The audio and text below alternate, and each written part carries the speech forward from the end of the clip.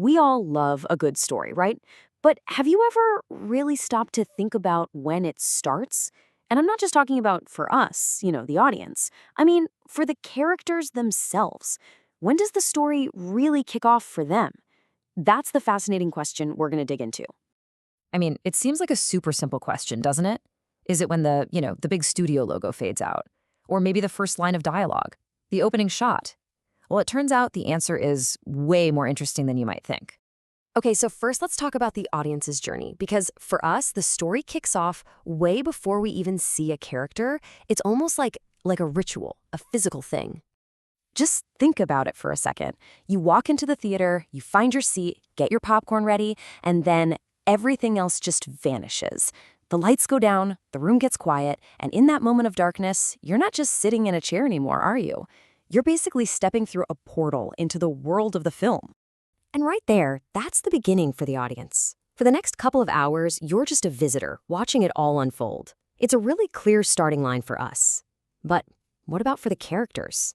Yeah, what about the character? When does their journey begin? This is where it gets really, really interesting. I mean, if our story starts when the lights go down, when does it start for the person who's actually living the story? It's probably not the same moment, right? Now, if you're a writer, you've definitely heard this before. The inciting incident needs to happen by page 25. It's like a rule, right? But what if the real start of the story has nothing to do with a page number? What if it's something completely different? So you've got these two ways of looking at it. On one side, you have the common idea, this very structural, almost by-the-numbers approach. The story starts around 20 minutes in, period. But then there's this other idea, which is so much deeper. It says the story really begins the moment the character starts to actually perceive the world of their story, the moment they realize something is See, this is the key takeaway here. The beginning isn't a place in the script. It's not a location you can point to. It's a shift in perception for the character. It's all happening inside their head. It's when their whole awareness of their life just changes. Okay, so if the beginning is this internal feeling, where does that feeling even come from? You might be thinking it has to be some huge, dramatic event, like a car crash or an explosion. But nope, not at all. It actually starts with something much, much smaller. It starts on what seems like a totally normal day. And this quote right here just nails it. The story begins when an ordinary person living a normal life suddenly feels an unfamiliar sensation in their daily routine. That's it. That's the whole thing. The real spark isn't some big bang. It's an internal feeling.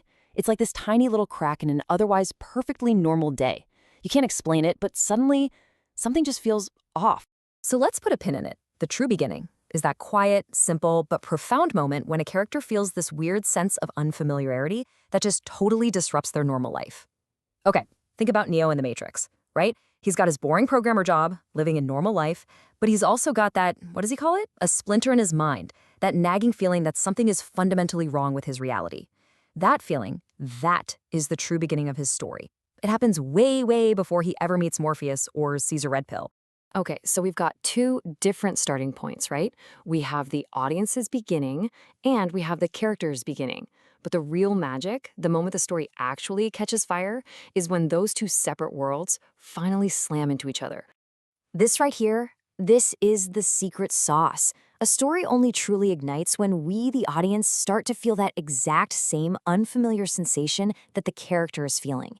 It's when their, wait, what's going on, becomes our curiosity. When their feeling of unease becomes our tension, that shared emotion, that connection, that's the real rocket fuel for the narrative. So let's wrap this all up. There are basically three beginnings happening all at once. First, you've got the audience's beginning, which is totally physical, right? You're in the theater.